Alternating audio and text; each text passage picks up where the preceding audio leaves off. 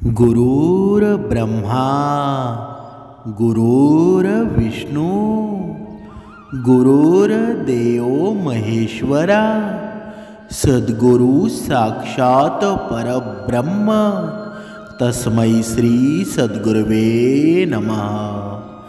जय जय रघुवीर समर्थ श्रीराम समर्थ। सद्गुरु चरणांना नतमस्तक होऊन आपण या शुभ्र सकाळीच्या तेजोमय वातावरणामध्ये सर्वजण उपासना करूनच हे श्रवण करायला बसलेले आहात असं समजून आपण या निरूपणास सुरुवात करूया। मायबाप सज्जनांचं स्वागत आहे। समर्थांनी सांगितलंच आहे ना की हे म्हणा, हे पाप दुष्ट करण्याचा संकल्प आहे ना, तू सोडून द्यायला हवा। हे म्हणा, नेहमी अंतिम सत्य असलेल्या ईश्वराच्या प्राप्तीचा संकल्प तू करायला हवा। म्हणजेच समर्थांनी मनाच्या श्लोकांमध्ये सुंदर वर्णन केलेलं आहे। मना पाप संकल्प सोडून द्यावा, मना सत्य संकल्प जीवी धरावा, मना कल्पना ते नको विषयांची, विकारे घडे हो जणी सर्वचीची। म्हणजे या मनाला सांगितलेलं आहे की तो वाईट संकल्प आहे ना, तो मनामध्ये अजिबात उतरून देऊ नकोस। पण जो चांगल्या मार्गाचा संकल्प आहे ना, तो नक्कीच धारण करायला हवा। कारण या विषयांमध्ये, या लौकिक भोगामध्ये सुख असतं अशी चुकीची कल्पना आहे ना, ती अजिबात तू करू नकोस। कारण या विषय विकारांमध्ये बुडलास तर या जगामध्ये तुझा अनादर होऊन जाईल। पण मनुष्य मात्र ऐकतो का? कधीच ऐकत नाही।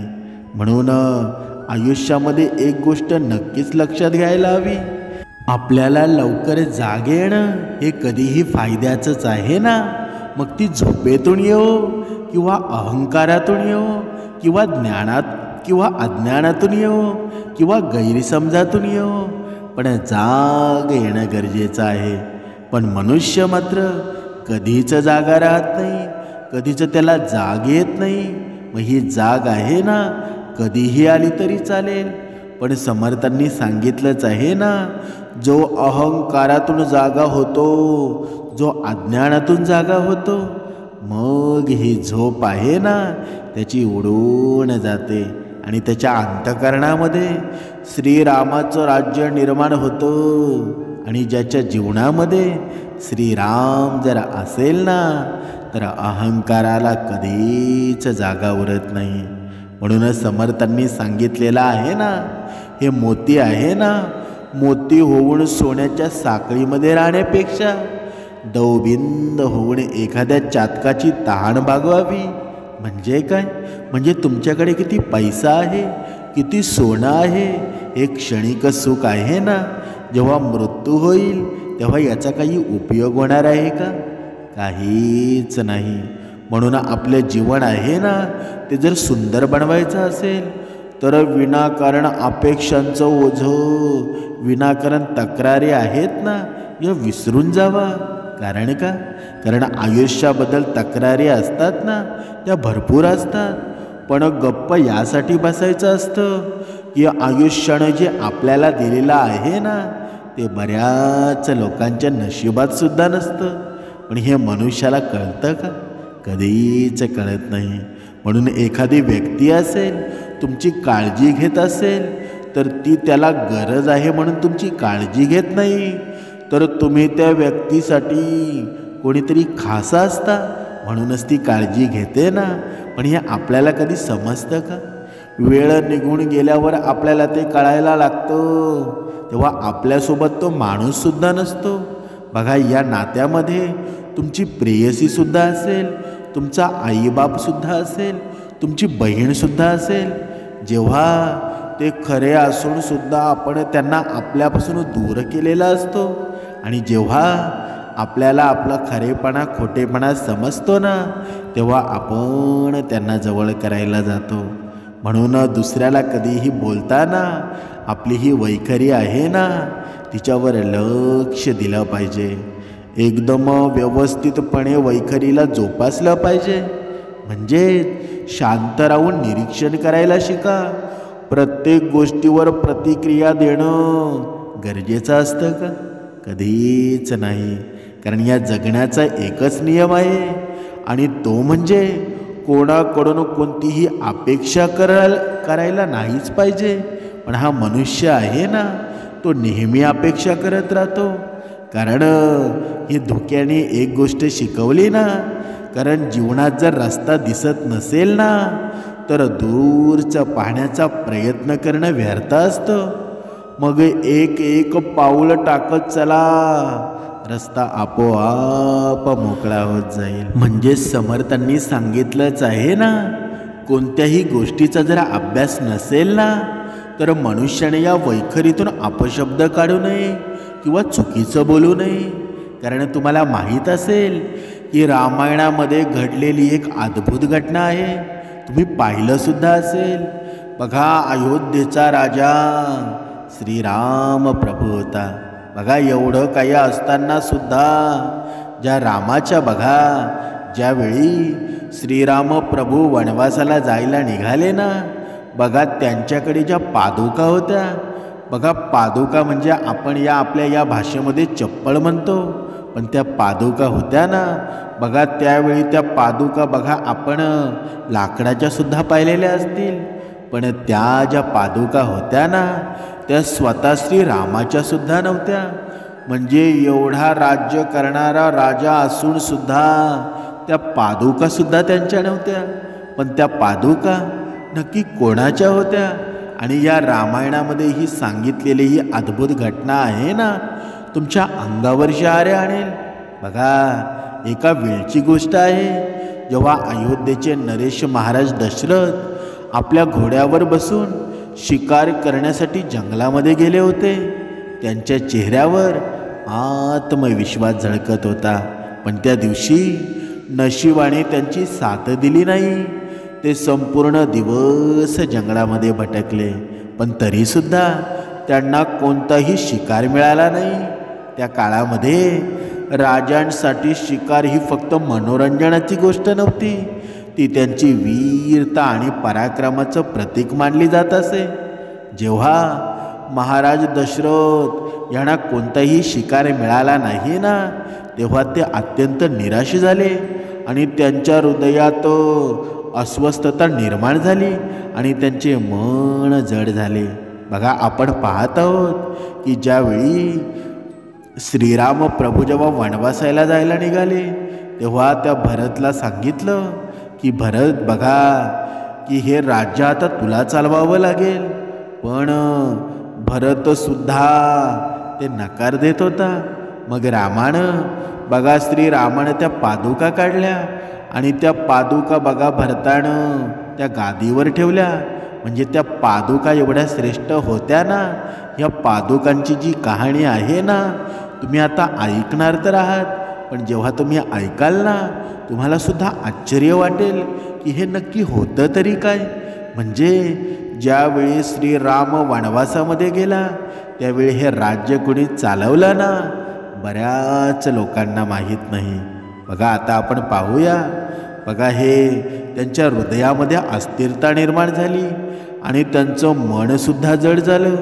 तेव्हा निराश होऊन महाराज एका मोठ्या दाट झाडाखाली जाऊन बसले. बघा, ही गोष्ट आहे ना, श्रीराम प्रभूंचे पिताजी बघा दशरथ बघा जंगलामध्येच गेले होते आणि त्या जंगलामध्ये त्यांना शिकारसुद्धा मिळाली नाही. ते एका झाडाखाली जाऊन बसले आणि जंगलातील शांततेमध्ये फक्त पानांचा सळसळण्याचा आवाज ऐकू येत होता. राजा दशरथ विचार करू लागले, आजचा पूर्ण दिवस व्यर्थ गेला. ना कोणताही शिकार मिळाला, ना माझ्या या प्रवासाला काही उद्देश साध्य झाला. महाराज चिंतेमध्ये हरवलेले होते. जिथे जिथे पाहत होते तिथे त्यांना अचानक त्यांची नजर समोर पडली. त्यांना काय पाहिलं, हे अत्यंत सुंदर गंधर्व कन्या जवळच्याच झाडामधून बाहेर पडून त्या दिशेने येत होती. तिची चाळ आणि तिचं सौंदर्य, तिचं वस्त्र असं वाटत होतंय ना जणू ती स्वर्गातून उतरलेली अप्सरा आहे. दशरथजींना अजिबात विश्वासच बसत नव्हता की या निर्जन आणि भयानक जंगलामध्ये अशी सुंदर कन्या कशी असू शकते बरं. त्यांनी विचार केला, ही कन्या कोण असू शकते. अशी सुंदर आणि कोमळ स्त्री या जंगलामध्ये निर्भयपणे कशी फिरत असेल बरं, जिथे अनेक प्रकारचे प्राणी नेहमी कोणाची तरी शिकार करण्यासाठी तत्पर असतात. जेव्हा ही कन्या हळूहळू महाराज दशरथांच्या जवळ आली ना, तेव्हा राजा दशरथांनी आपला राजस गौरव सांभाळत तिला विचारलं, सुंदर ती कोण आहेस बरं, आणि या निर्जन भयानक जंगलामध्ये तू एकटी का भटकत आहेस. तुला याचा अंदाज तरी आहे का, येथे किती भयंकर जंगली प्राणी राहतात, जे तुझ्या जीवनासाठी धोका ठरू शकतात. कोण आहेस तू बरं, आणि तुला येथे कोणी सोडलं आहे. कृपया मला तुझ्याबद्दल सांग. महाराज दशरथ यांचं बोलणं ऐकून ती कन्या हसली आणि म्हणाली, राजन, सर्वप्रथम तुम्ही मला हे सांगा की तुम्ही कोण आहात. दिसायला तर तुम्ही एखादे महान योद्धा आहात, जसे की एखादे राजा आहात. या निर्जन वनामध्ये तुमची उपस्थिती मला आश्चर्यचकित करते. महाराज दशरथ मोठ्या गर्वाने म्हणाले, देवी, मी अयोध्येचा राजा दशरथ आहे. तुम्ही ऐकलंच असेल की या राजांचे कर्तव्य आहे ना, त्यांच्या प्रजेचं संरक्षण देणं आहे, धर्माचं पालन करणं आहे. पण तुम्ही अजूनपर्यंत तुमचा परिचय दिलेला नाही. तुम्ही मला सांगा, तुम्ही कोण आहात आणि या वनामध्ये काय करत आहात. कन्या शांत आणि गोड आवाजामध्ये म्हणाली, हे महाराज दशरथ, मी एक गंधर्व कन्या आहे. माझ्या वडिलांनी मला पूर्ण स्वातंत्र्य दिलेलं आहे की मी ज्या स्वतःसाठी योग्य वर शोधू शकते, आणि याच कारणामुळं मी या जंगलामध्ये माझ्या योग्य पतीच्या शोधामध्ये फिरत आहे. दशरथजींना या ऐकून खूप आश्चर्य वाटलं. त्यांनी विचारलं, तुमच्या वडिलांनी तुम्हाला धोकादायक जंगलामध्ये एकटीला का पाठवलं बरं, हे योग्य आहे का. एक पिता आपल्या मुलीला स्वतःचा जीवनसाथी शोधण्यासाठी या निर्जन ठिकाणी भटकायला पाठवतो. पित्याचं ते कर्तव्य असतं ना की त्यांनी आपल्या मुलीसाठी एखादा योग्य वर शोधावा.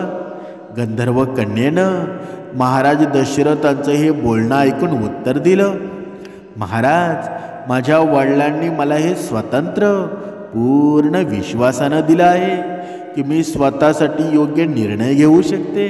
आणि आता जेव्हा मी तुम्हाला पाहिलं ना, तेव्हा मला जाणवलं माझा शोध संपला आहे. तुम्हीच माझ्यासाठी योग्य वर आहात. दशरथजींनी त्या कन्येचं बोलणं ऐकून थोड्या हसत विचारलं, हे सुंदरी, तुझ्या धैर्य आणि साहसाचं कौतुक करतो, पण तुला माझ्याबद्दल सर्व काही जाणून घ्यायचं आहे. मी एक राजा आहे आणि माझ्या खांद्यावर माझे राज्य आणि प्रजेचे दायित्व आहे. तुझ्या वडिलांनी तुला ही परवानगी दिली आहे की तू कोणत्या तरी व्यक्तीशी विवाह करू शकतेस, जरी तो राजा असला तरी. गंधर्व कन्येनं सांगितलं, हे राजन, मला याची पूर्ण जाणीव आहे, पण आता मी मनाने तुमच्याशी समर्पित झालेली आहे. मी तुमच्याशी विवाह करू इच्छिते आणि तुमच्यासोबत माझं जीवन व्यतीत करू इच्छिते. गंधर्व कन्या आणि महाराज दशरथ यांचा संवाद सुरू राहिला. दशरथजींनी थोड्या आश्चर्य आणि चिंतेनं विचारलं, हे सुंदरी, तुझ्या वडिलांनी तुला इतकं स्वातंत्र्य कसं दिलं बरं. हे पित्याचे कर्तव्य नाही का की तो आपल्या मुलीसाठी एखादा योग्य वर शोधेल. असं कसं शक्य आहे. तू स्वतःसाठी निर्भयतेने तुझा पती शोधण्यासाठी या सुनसान जंगलामध्ये फिरत आहेस. परंपरेनुसार तर पितानेच आपल्या मुलीसाठी वर निवडावा आणि तिचं विवाह पूर्ण करावं. दशरथजींचं हे बोलणं ऐकून गंधर्व कन्या असली आणि शांत स्वरामध्ये म्हणाली, हे राजन, मी गंधर्व लोकाची कन्या आहे. आमच्या लोकामध्ये हा नियम आहे की मुलीला तिच्या जीवनसाथीची निवड आहे ना, तो करण्याचा पूर्ण अधिकार आहे. माझ्या वडिलांनी मला हे स्वतंत्र विश्वासानं दिलं आहे की मी माझ्या पसंतीनं स्वतःसाठी योग्य वर निवडू शकेल. याचं कारणामुळं मी या जंगलात निर्भयतेने माझ्या पतीच्या शोधामध्ये फिरत आहे. पण आता जेव्हा मी तुम्हाला पाहिलं आहे ना, तेव्हा मला विश्वास आहे की माझा शोध पूर्ण झाला आहे. तुम्हीच माझ्यासाठी योग्य वर आहात. दशरथांना गंधर्व कन्येचा हा आत्मविश्वास आणि धैर्य खूप अद्भुत वाटला. पण त्यांनी थोडं व्यंग करत विचारलं, अरे ही तर आजकालच्या लोकांसारखीच गोष्ट झाली. एखादा मुलगा किंवा एखादी मुलगी एकमेकांना आवडतात आणि जर घरचे तयार नसतील ना, तर पळून जाऊन लग्न करतात. खरोखर हे सगळे जुने विषय आहेत, सोडून द्या. बघा, मला सांगा, तुम्ही मला का निवडलं बरं? तेव्हा गंधर्व कन्या म्हणाली, हे राजन, माझ्या मनाने तुम्हाला निवडलेलं आहे. जेव्हा मी तुम्हाला पाहिलं ना, तेव्हा माझ्या हृदयाला समजलं की तुम्हीच माझे जीवनसाथी होण्यासाठी योग्य आहात. तुमचा राजस, व्यक्तिमत्व, तुमची गरिमा, तुमच्या आतली ताकद आहे ना, यांनी मला विश्वास दिला आहे की तुम्हीच माझ्यासाठी सर्वात योग्य आहात. आता मी तुमच्याशी विवाह करू इच्छिते. दशरथजींनी हे ऐकून थोडे गंभीर झाले, पण त्यांच्या मनामध्ये सुद्धा या गंधर्व कन्येबद्दल आकर्षण निर्माण झालेलं होतं. तिच्या सौंदर्यावर ते मोहित झालेले होते. हे गंधर्व कन्या, तुमच्या साहस आणि प्रेमाला मलाही आकर्षित केलेलं आहे. मीही आता तुमच्याशी विवाह करण्यास सहमत आहे, असं महाराज दशरथ म्हणाले. महाराज दशरथ त्या गंधर्व कन्येला प्राप्त करायला इच्छुक होते आणि म्हणूनच कामातूर होऊन तिच्याकडे जाऊ लागले. महाराज दशरथांना आपल्याकडे येताना पाहून गंधर्व कन्या हसली, पण नंतर ती थोडी गंभीर झाली आणि म्हणाली, तिने राजा दशरथांना थांबवत सांगितलं, थांबा राजन, विवाह तर मी तुमच्याशीच करेल, पण माझी एक अट आहे. जर तुम्ही माझी अट मान्य केली ना, तर मी तुमच्यासोबत विवाह करेल. महाराज दशरथांनी उत्सुकतेने विचारलं, सांगा तुमची अट काय आहे बरं? मी ती मान्य करण्यास तयार आहे. म्हणतात ना, कामी, लोभी आणि लालची माणसं आहेत ना, त्यांच्या स्वार्थाने आंधळी झालेली असतात आणि चांगल्या वाईटाचा परिणाम विसरून जातात. ते हेही विसरून जातात की भविष्यात याचा परिणाम आहे ना, त्यांच्या हितासाठी असेल किंवा अहितासाठी असेल, किंवा यामुळं त्यांना दुःख सहन करावं लागेल. गंधर्व कन्या आणि दशरथ यांच्या संवादादरम्यान कन्येनं दशरथांसमोर एक महत्त्वपूर्ण अट ठेवली. ती गंभीरपणे म्हणाली, राजन, जर तुम्ही इच्छित असाल की मी तुमची इच्छा स्वीकारून तुमच्याशी विवाह करावा, तर तुम्हाला एक वचन द्यावं लागेल. माझा मुलगाच आहे ना, अयोध्येच्या गादीवर बसेल, आणि जर तुम्ही हे वचन देता तरच मी तुमच्याशी विवाह करेल. दशरथजींनी या गोष्टीवर फारसा विचार न करता ती अट मान्य केली, आणि त्यावेळी त्यांना ती संतती नव्हती. त्यांनी विचार केला की कदाचित यामुळं त्यांना संतती होऊ शकेल. त्यांच्या मनामध्ये विचार आला की एका विवाहासाठी हे वचन देणं काही मोठी गोष्ट नाही. ते आत्मविश्वासानं म्हणाले, हे सुंदरी, मी तुम्हाला वचन देतो की तुमचा मुलगाच अयोध्येच्या राजगादीवर विराजमान होईल. आता तुम्ही संतुष्ट आहात का? गंधर्व कन्या हे वचन ऐकून संतुष्ट झाली. तिच्या डोळ्यामध्ये चमक होती, जणू तिनं आता तिच्या जीवनाचा उद्देश गाठलेला होता. दशरथजींनी तिला विश्वास दिला, आता मी तुमच्यासोबत लगेच राहू शकत नाही. मी माझं राज्य अयोध्येला परत जाईल आणि वरात घेऊन येईल. तेव्हा आपण वैदिक पद्धतीने विवाहसुद्धा करू. अशा प्रकारे आपला विवाह पूर्णसुद्धा होईल. म्हणजे सध्या तुम्ही याच झाडाखाली विश्रांती घ्या, मी लवकरच परत येईल. गंधर्व कन्येनं महाराज दशरथांचं हे बोलणं ऐकलं आणि त्या झाडाखाली बसली आणि दशरथांची वाट पाहू लागली. ती म्हणाली, ठीक आहे महाराज, मी तुमची वाट पाहील, पण मला पूर्ण विश्वास आहे की तुम्ही माझे वचन नक्कीच पाळाल. दशरथजींनी तिला पुन्हा एकदा आश्वासन दिलं आणि आपल्या घोड्यावर बसून अयोध्येला निघून गेले. त्यांच्या मनात उत्साह आणि गर्वाचं भाव होते की त्यांना एक अशी कन्या निवडली होती की जी साहसीसुद्धा होती आणि आत्मनिर्भरसुद्धा होती. या प्रकारे त्या गंधर्व कन्येसोबत गंधर्व विवाह झाला. गंधर्व विवाह असा असतो ज्यामध्ये बघा, बऱ्याच जणांना हा गंधर्व विवाह आहे ना तो माहीतसुद्धा नाही. हा गंधर्व विवाह आहे ना तो अशा प्रकारचा असतो ज्यामध्ये फक्त मन आणि वचनांचा मेळ होतो. अशाच दशरथजी आणि गंधर्व कन्येमध्ये विवाह झाला आणि याला अर्धविवाह मानलं गेला, कारण फक्त आहे ना वरमाळा आणि वचन झाले होते. वैदिक पद्धतीनुसार विवाहाचे इतर विधी होते ना ते अजून बाकी होते.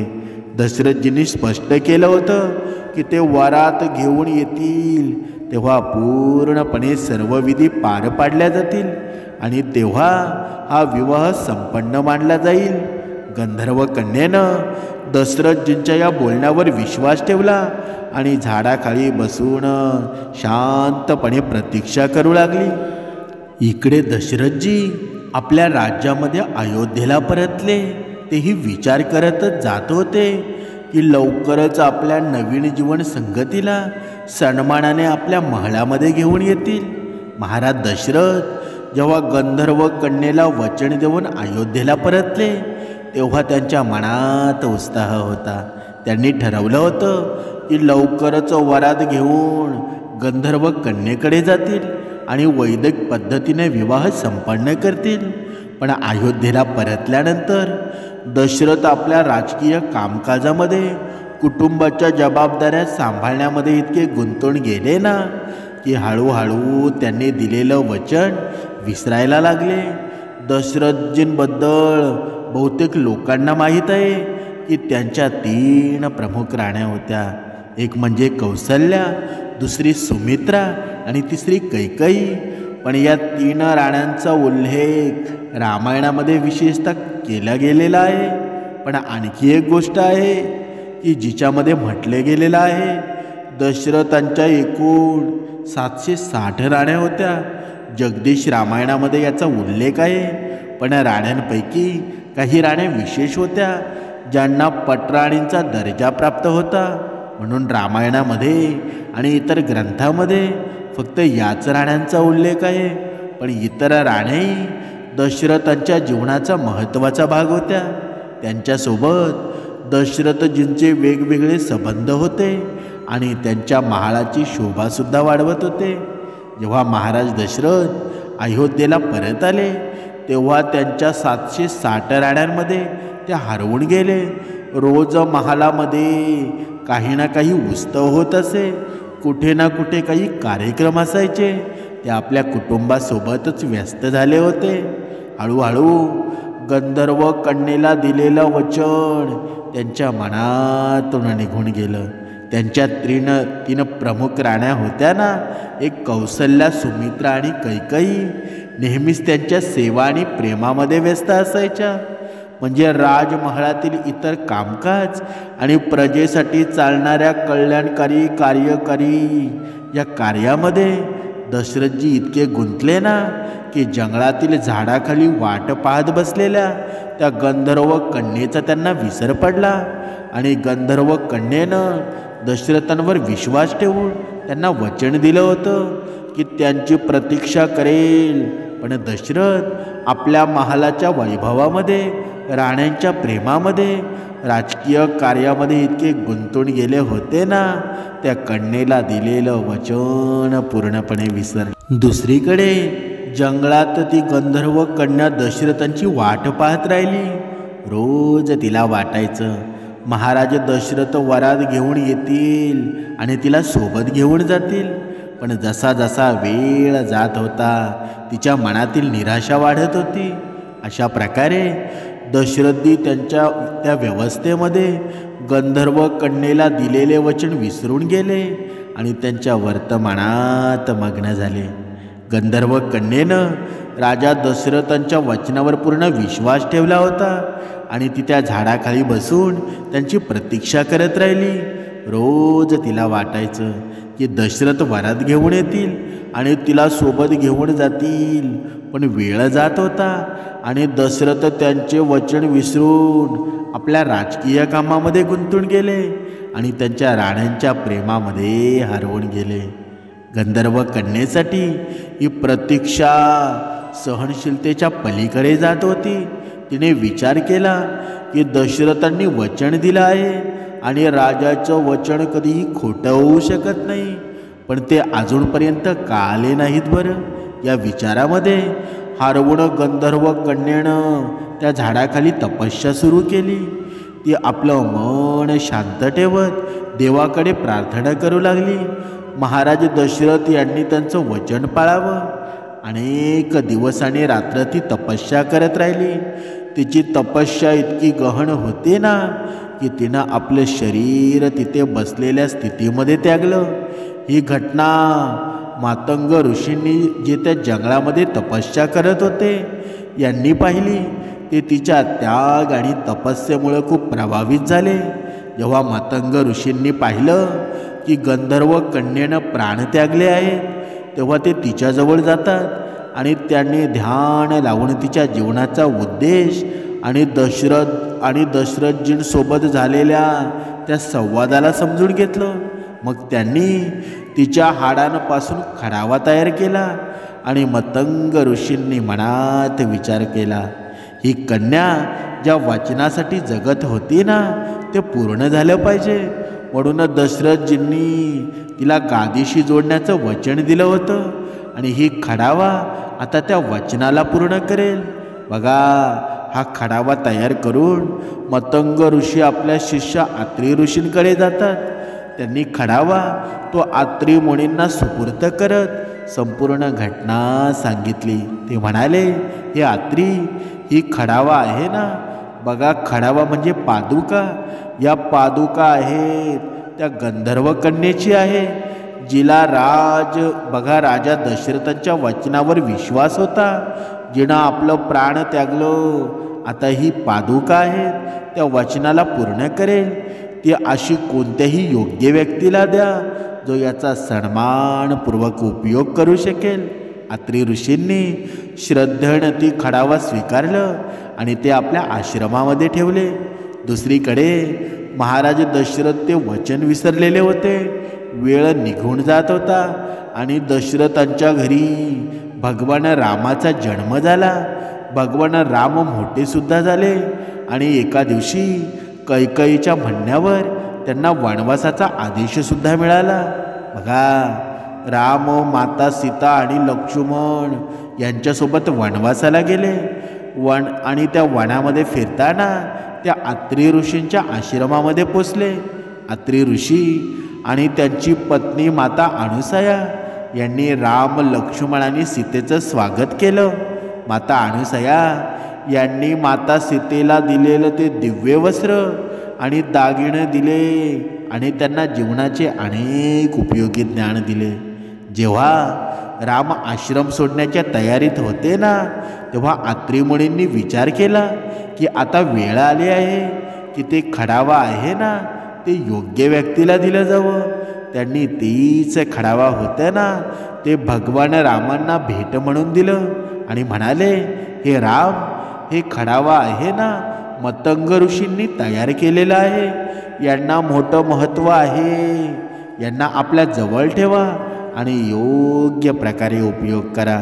भगवान रामांनी बघा त्या पादुका मोठ्या आदरानं स्वीकारल्या आणि जाणलं का या पादुका एका विशिष्ट उद्देशासाठी आहेत. भगवान रामांनी त्या आपल्यासोबत ठेवलं आणि त्याच वेळी मातंग ऋषीही तिथे पोचले आणि मतंग ऋषींनी अत्री मुनींना धन्यवाद दिले आणि म्हणाले, तुम्ही हे खडावा आहे ना भगवान रामांना दिले, हे योग्यच होतं आणि यांना ते त्यांनाच द्यायला पाहिजेत होतं. नंतर भगवान रामांनी बघा त्या पादुका आपल्या पायात घातल्या नाहीत. त्यांनी खडावांना एका वस्त्रामध्ये गुंडाळून आपल्या भाऊ लक्ष्मणाला दिले आणि म्हणाले, हे लक्ष्मण, या खडावा आपल्या जवळ ठेवा. यांना पायात घालायचे नाही. पुढे जंगलामध्ये अडवणी पायानं चालायचं आहे, पण आपण खडावा घालणार नाही असं सांगितलं. बघा असं सुद्धा सांगितलेलं आहे की जेव्हा भगवान राम लक्ष्मण सीता त्या चित्रकूटामध्ये होते ना, त्याच वेळी रामांच्या वनवासाच्या निर्णयामुळं अयोध्येमध्ये सर्वजण दुःखी झालेले होते. पण सर्वात जास्त दुःखी भरत होते. आपल्या मोठ्या भावानी अयोध्येचा राजमहाल ओसाड वाटत होता. म्हणजे भरतांनी आपल्या मनात निश्चय केला की ते रामांना भेटण्यासाठी चित्रकूटाला जातील आणि त्यांना परत अयोध्येला घेऊन येतील. भरतांनी अयोध्येतून चित्रकूटाची यात्रा केली आणि त्यांच्यासोबत गुरु वशिष्ठ आणि इतर राजपरिवारातील सदस्यसुद्धा होते. जेव्हा भरतजी चित्रकूटामध्ये पोचले ना, तेव्हा त्यांनी रामांना पाहिलं. राम वनवासी वेशामध्ये होते. त्यांच्यासोबत लक्ष्मण आणि माता सीतासुद्धा होत्या. भरतांनी आपल्या भावाला या अवस्थेत पाहिलं तेव्हा त्यांच्या डोळ्यात अश्रू आले. भरतांनी रामांच्या चरणावर पडून म्हटलं, दादा, आपण हे सगळे सहन करत आहात. आपल्यासारखा धर्मप्राण राजाला वनात राहण्याची काय गरज आहे बरं? कृपा करून अयोध्येला परत चला आणि राजसिंहासनावर बसून राज्याचे संचालन करा. मी या अयोध्येचा राजा होण्यास योग्य नाही. बघा रामांनी भरतांना उचलत म्हणाले, भरत, तुमचं हे प्रेम आहे ना माझ्यासाठी अमूल्य आहे, पण तुम्ही हे का म्हणत आहात बरं? हा वनवास मला पिताजींच्या वचनांचं पालन करण्यासाठी मिळालेलं आहे. हे धर्माचं पालन करणं माझं सर्वात मोठं कर्तव्य आहे. जर मी यावेळी अयोध्येला परत गेलो ना तर पिताजींचे वचन अपूर्ण राहील आणि हे माझ्यासाठी सर्वात मोठे अधर्म होईल. भरतांनी भावूक होऊन म्हटलं, दादा, मी पिताजींच्या निर्णयाचा सन्मान करतो, पण त्यांच्या जाण्यानंतर अयोध्या एक अनाथ राज्य बनला आहे. प्रजा आपल्याविना दुःखी आहे. जर आपण परत गेलो नाही ना तर अयोध्या उद्ध्वस्त होईल. हे आपले धर्म नाही का की आपण प्रजेला संरक्षण द्यावं? कृपा करून मला हा आग्रह स्वीकारा, माझा आग्रह स्वीकारा. तेव्हा रामांनी भावूक होत उत्तर दिलं, भरत, मी तुमच्या भावनेला समजतो, पण माझा अंतिम निर्णय आहे की पिताजींचं वचन माझे धर्म आहे आणि त्यांचं पालन करणं माझी प्राथमिकता आहे. आपण माझ्या अनुपस्थितीमध्ये अयोध्येचं संचयन करावं आणि राज्य सांभाळावं. बघा भरतांनी पुन्हा एकदा म्हटलं, जर आपण परत जाऊ शकत नाही ना तर मीही अयोध्येला परतण्यास योग्य नाही. मी आपल्या विना राजगादीवर बसू शकत नाही. भगवान रामांनी भरतांना सांत्वना दिली आणि म्हणाले, पहा भरत, जर तुम्ही खरोखर माझ्यावर इतके प्रेम करता तर माझी एक गोष्ट ऐका. मी तुम्हाला माझे चरण खडावा देतो, म्हणजे त्या पादुका देतो. बघा त्यावेळी पादुकांना खडावा असं म्हणत यांना गादीवर ठेवा आणि त्या राज्याचं संचालन करा. हे खडावा आहेत ना, या पादुका आहेत, त्या माझ्या प्रतीक होतील आणि आपण माझे प्रतिनिधी म्हणून राज्य सांभाळाल. बघा भरतांनी हे ऐकून रडत म्हटलं, दादा, मी हे तुमच्या विना कसं करू शकतो बरं? तुमच्या विना अयोध्या ओसाड वाटते.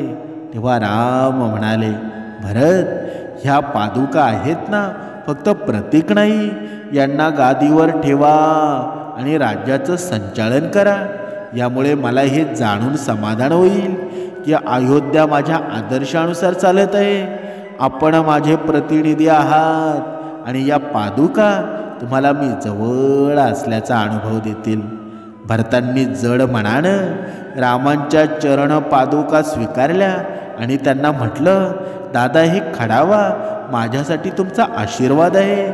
मी यांना गादीवर ठेवेल आणि सुनिश्चित करेल की हे राज्य तुमच्या शिक्षानुसार संचलित होईल. पण मी ही प्रतिज्ञा करतो की जेव्हापर्यंत आपण परत येणार नाही ना, मी स्वतः गादीवर बसणार नाही. मी माझं जीवन तपस्वीप्रमाणे जगेल आणि तुमच्या प्रतीक्षा करेल. भगवान रामांनी भरतांना मिठी मारत म्हटलं, भरत तुमच्या या त्यागामुळं मला अभिमान वाटतो की तुमच्याकडून हीच अपेक्षा करतो. अयोध्येची प्रजा तुमच्यावर विश्वास ठेवते, आपण त्यांच्यावर तेच कराल जे मी करतो. रामांनी त्या पादुका सुपूर्द करत म्हटलं, भरत ह्या पादुका आहेत त्या गादीवर ठेवा आणि सांगा की यामुळं माता सुखी होतील. भरतांनी विचारलं, दादा कोणत्या मातेला सुख मिळेल बरं? तेव्हा राम म्हणाले, हा सुख त्या मातेला मिळेल जिनं त्याग आणि प्रेमाचं प्रतीक बनवून या खडावांचा जन्म दिला आहे. म्हणजे ती गंधर्व कन्या होती जिला आपल्या पित्याच्या वचनामुळं तिचं प्राण गमवावं लागलं. तिचा त्याग व्यर्थ जाणार नाही. जेव्हा ह्या पादुका आहेत ना अयोध्येच्या गादीवर विराजमान होतील, तेव्हा तिचा उद्देश पूर्ण होईल. भरतांना रामाचं हे म्हणणं समजलं आणि त्या पादुका घेऊन अयोध्येला परतले. त्यांनी त्या पादुका गादीवर ठेवल्या आणि 14 वर्ष स्वतः तपस्वी जीवन जगून रामांची वाट पाहत राहिले. जेव्हा रामांनी भरताला त्या पादुका सुपुत्र केल्या ना, तेव्हा भरत मनोमन खूप व्यथित झाले. त्यांचं हृदय आपल्या मोठ्या भावाच्या प्रेमानं आदरानं भरून आलं.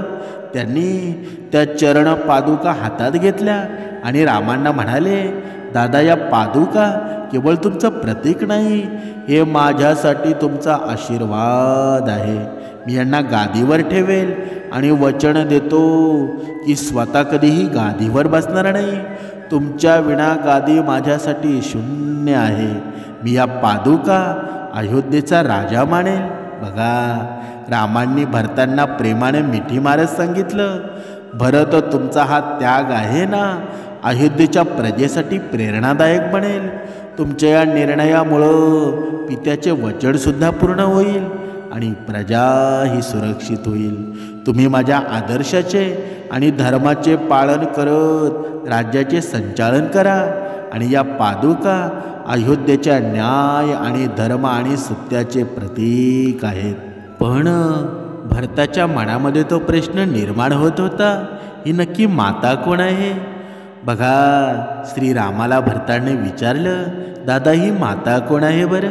तेव्हा रामाने हसत उत्तर दिलं, भरत हा सुख आहे ना त्या मातेला मिळेल जिनं आपल्या वचनानं त्या त्यागानं या पादुका जन्म दिला आहे. ती गंधर्व कन्या जी पित्याच्या वचनावर ठाम राहून तपस्या करत आपल्या प्राणाचा त्याग करीत गेली. तिची तपस्या, त्याग आणि विश्वास कधीच व्यर्थ जाणार नाही. जेव्हा या पादुका अयोध्येच्या गादीवर विराजमान होतील ना, तेव्हा तिचा उद्देश पूर्ण होईल. भरत या ऐकून गंभीर झाले. त्यांनी मनोमन त्या गंधर्व कन्येच्या त्यागाला नमन केलं आणि रामांना म्हणाले, दादा मी या चरण पादुकांना केवळ गादीवर ठेवणार नाही, तर त्यांना संपूर्ण सन्मानाचं राजसिंहासनाचं प्रतीक मानेल. जोपर्यंत तुम्ही परत येणार नाही ना, मी तपस्वी जीवन जगेल, हीच माझी प्रतिज्ञा आहे. भरतांनी त्या पादुका एका वस्त्रामध्ये गुंडाळल्या आणि आपल्या डोक्यावर ठेवल्या. त्यांच्या डोळ्यातून अश्रू होते, पण मनात समाधानसुद्धा होतं की आपल्या मोठ्या भावाचे आदेश आणि वचन पूर्ण करत आहोत. आता तुम्हाला समजलंच असेल की जेव्हा राम 14 वर्षाला वनवासामध्ये गेला, तेव्हा या पादुका जेव्हा गादी स्थळावर ठेवल्या ना, की या पादुका म्हणजे कोण होत्या? म्हणजे रामाच्या मातोश्रीच होत्या ना, म्हणजे दशरथांची ती पत्नी होती. पण याचा आपल्या जीवनाशी काय संबंध बरं? कारण आपल्या जीवनामध्ये जेव्हा दुःख येतं ना, तेव्हा मनुष्य भरपूर भयभीत होतो, भरपूर त्याला टेन्शन येतं. पण जर साध्या मनानं निर्मळ मनानं भगवंताचं नामस्मरण केलं तर आपल्या जीवनामध्ये योग्य मार्ग सापडतो. म्हणून कितीही जरी दुःख आलं ना तरी उपासना करणं कधीच सोडू नका. श्रवण करत जा, कारण श्रवण केल्यानं तुमची आकलन शक्ती वाढते, तुमच्या मनावर कंट्रोल होतो. हे जीवन कसं जगावं ना याचं उदाहरण तुम्हाला मिळतं. हे जीवन कसं जगलं पाहिजे या गोष्टीचं ज्ञानसुद्धा तुम्हाला मिळतं. म्हणून जगामध्ये किती दुःख जरी असेल ना, जिथे समर्थ विचार आहेत ना तिथे दुःख हळुवारपणे निघून जातं आणि तिथे पोचतं ना ते फक्त सुख असतं, समाधान असतं. जय जय रघुवीर समर्थ.